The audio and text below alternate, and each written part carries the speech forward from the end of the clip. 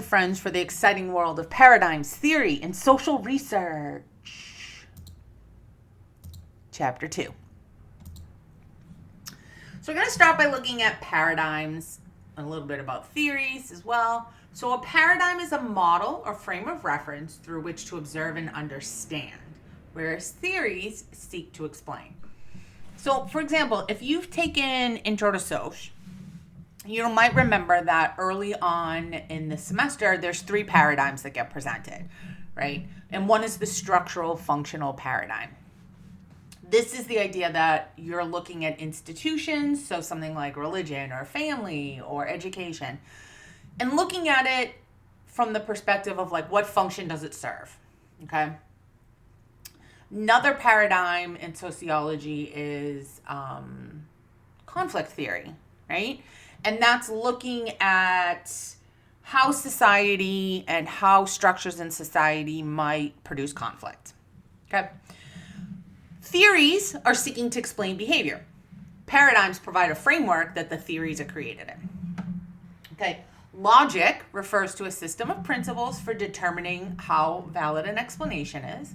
And rationality is a logical system of explanation that's associated with science.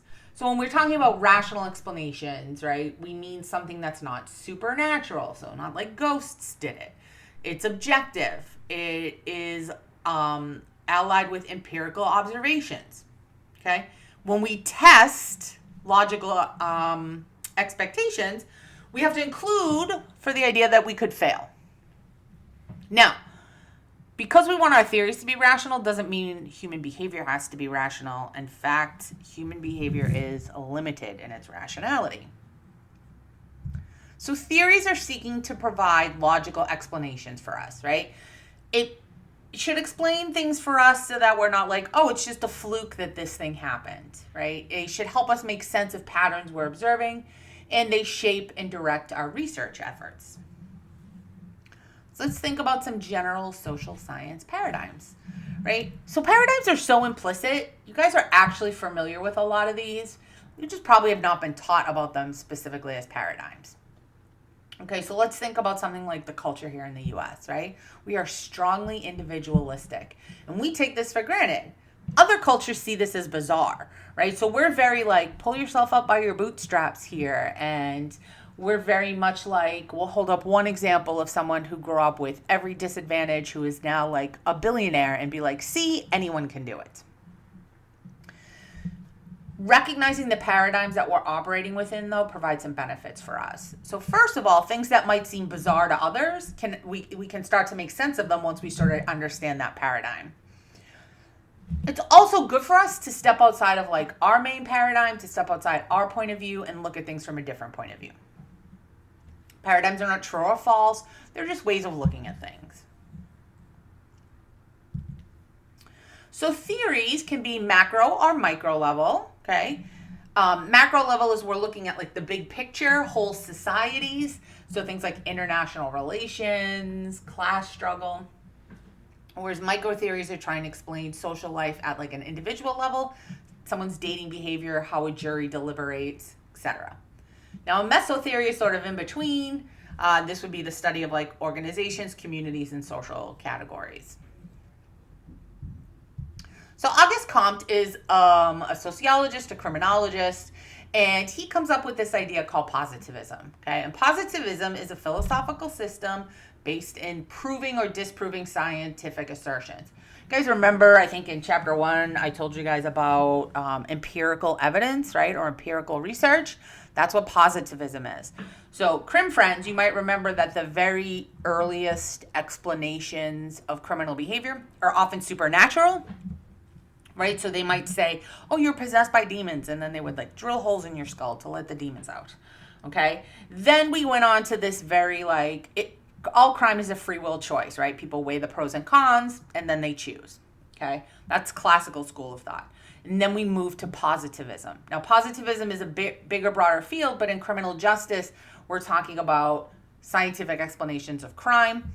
Positivism is a knowable, objective reality that is studied scientifically, where we try to prove or disprove something.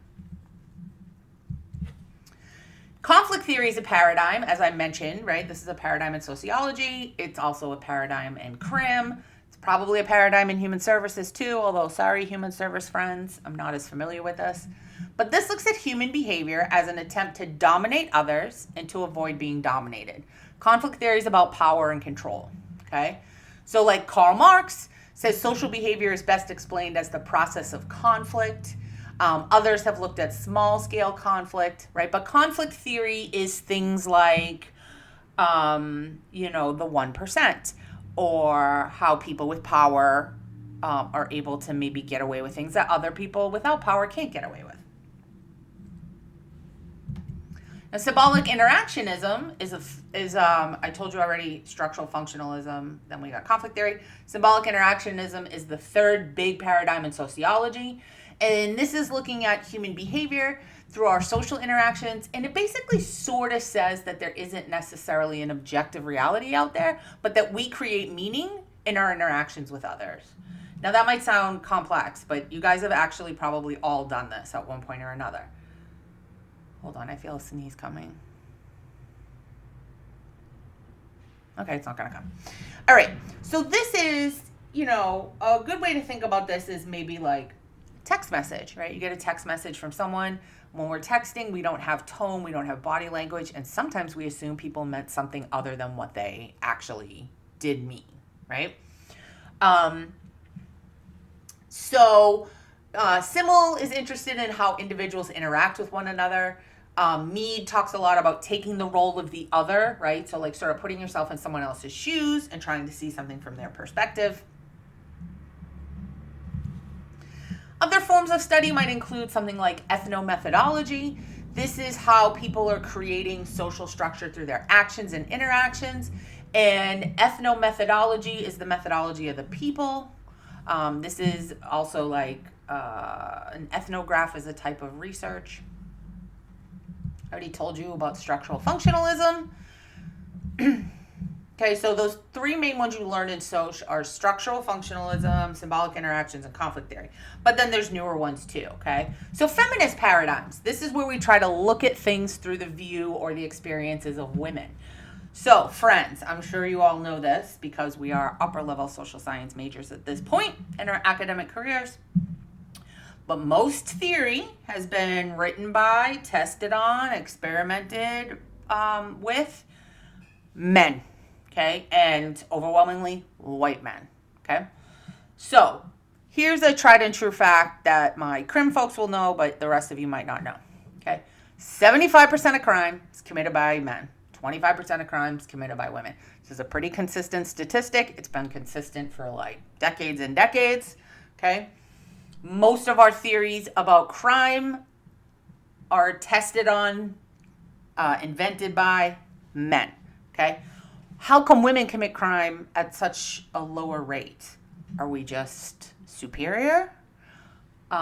Is there something different about us? What would be the reason for that? Well, we need feminist theories in order to think about that. Okay? Feminist theories call attention to aspects of social life that other paradigms do not reveal. It's sort of like an offshoot of conflict theory, but focused more specifically on gender. You guys might recall if you've taken other classes with me that I have this little assignment I've been fond of where we look up information about the authors of our research articles. And we look up like what's their education, what's their race, what's their gender. And part of that is that we can look and see who's writing our ideas, who's doing our research, right? If what we're reading is not diverse, if it doesn't include the perspectives of people with different lived experiences, are we getting all the right information? Critical race theory is also an offshoot of conflict theory. Critical race theory was in the news maybe a year or two ago. People were very upset, arguing that critical race theory was being taught to children in school. Technically, critical race theory is a law school theory, and that's where it's taught. But very similar to that is conflict theory that's focusing on race, right? What role does race play in our society? How do we achieve racial justice, okay? And some, important theorists in this field are Du Bois, Derek Bell. Now, Comte comes back to this idea where he says society can be studied rationally and objectively, right? The more science we know, the less superstitious we are. Now, that's not to say we're not still superstitious. Some of you guys probably have, like, I don't know, lucky socks or a lucky object or whatever, right? Maybe you wish on the first star you see at night. Whatever your thing is, right? But we've moved from thinking, oh, people break the law because they're possessed by demons or they're a witch, to what are rational explanations for this. Okay, so what are some concepts, some definitions, some things we need to know as we move into thinking about research methods? Okay, science is based on observations, okay, and it's based on like empirical scientific observation, okay, not something you do after the fact where you're like, oh, yesterday I think I saw a lot of red cars, okay. Science would be sitting down at a certain location at a certain time and actually taking notes on what the colors of the cars were that you saw. So when we talk about observations, we mean seeing, hearing, touching something, okay? A fact is a phenomenon that's been observed. Laws are generalizations about groups of facts. And then theories are explanations for observations that relate to some aspect of life, okay? Now, as we develop these theories, we're also going to talk about concepts, which are abstract elements representing phenomenon within our field of study. So a concept might be something like happiness or intelligence or fairness or justice, okay? We have to think about how we want to measure that. Variables are sets of attributes, right? So variables could be age, and then we could list the age of everybody in our class. It could be gender, and we could list the gender of everybody in our class. Axioms are assertions that we base our theories on. Propositions are specific conclusions from those axioms. And then our hypothesis, we're all familiar with what a hypothesis is, right? It's a relationship we think exists that we can test, right? So we could say poverty leads to crime. We could say being abused as a child leads to unhealthy relationships, right? And we could test that. So let's think about this traditional model of science, right? We've got a theory that we're going to develop our hypothesis from, right? So maybe my general theory is like poverty leads to crime, and then I'm going to have some specific hypotheses about that. Okay? Then I have to operationalize those concepts. What do I mean by poverty, right? I have to think about how I can measure that, how I'm defining that, okay? That's an operational definition. Think about things like delinquency or trauma, right? Or drug use. How do we define those things, okay? And then observations are actual observations. We're going to measure those things. So I'm going to define delinquency or trauma a certain way, right? And then I'm going to actually conduct some observations of that, collect some data about that, okay? We're going to use that to either confirm or disconfirm a hypothesis, okay? So we're going to engage in some hypothesis testing. And when we do that, we're going to have two types of hypotheses. The one we're really interested in is our research hypothesis. Poverty causes crime, or being abused makes you an abuser, okay? Those are hard to test directly. So what we do is we test what's called a null hypothesis. And a null hypothesis says there's no relationship between those variables. So I would say there's no relationship between poverty and crime. Then I would have some observations, some data. I could test this using math and figure out if that's true. And if I can reject the idea that there's no relationship, then that means that there is a relationship. Now we can do this a couple ways, right? Traditional models of science use deduction, right? All men are mortal. Socrates is a man, therefore Socrates is mortal, okay? Inductive logic works the opposite way. Socrates is mortal.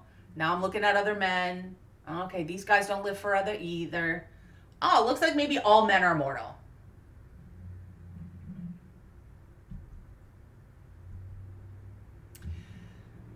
So if we're going to construct a theory deductively, we're going to start with our topic, and we're going to think about which phenomenon it addresses. We're going to identify our concepts and variables. We're going to find out, what do we already know about those things, right? So what do we already know about poverty and crime? What do we already know about, like, being abused and being an abuser, okay? And then from that information, I'm going to draw a logical conclusion, okay, to the thing I want to test. So let me give you an example. I did my dissertation on statutory rape. Many of you have probably heard this ad nauseum, but statutory rape is sexual assault, penetration that occurs between somebody who's over the age of consent and somebody who's under the age of consent. So every state has an age of consent. If you're under the age of consent, we don't have to prove that, like, that's all we need to prove in order to prove that it's not consensual, right? So generally speaking, when we talk about a sexual assault, we're looking for whether or not consent is present. If you're under a certain age, which varies by state, you legally can't consent. So Massachusetts, the age of consent is 16. If you have sex with someone who's under the age of 16, oral, anal, vaginal sex with someone who's under the age of 16, you are guilty of statutory rape. Doesn't matter if that person came on to you first, if they initiated it, if they come into court and are like, I absolutely wanted to have sex with that person, they cannot legally consent. Okay? So statutory rape should be a pretty easy crime to prove because I don't have to prove intent. I just have to prove that sex occurred and somebody was underage. And yet it only has like a 35% clearance rate. Okay, so that's the rate at which people are arrested for that crime. So I wanted to look at what things are playing a role in that. What plays a role? What factors predict whether or not somebody gets arrested? Okay? So after looking at what little research there is on this topic, I had sort of my own ideas. Okay? So I tested a few things. First, I looked at characteristics of victims and offenders in the offense. Like, are they men? Are they women? How old are they? What's the age difference between the victim and the offender? Then in my second paper, I looked at things like how much power someone might have or how much power a community might have. So I looked at things like social disorganization and poverty and whether or not those things played a role in arrest rates. Now, inductive theories, we'd be looking at some aspects of social life, looking for some universal principles.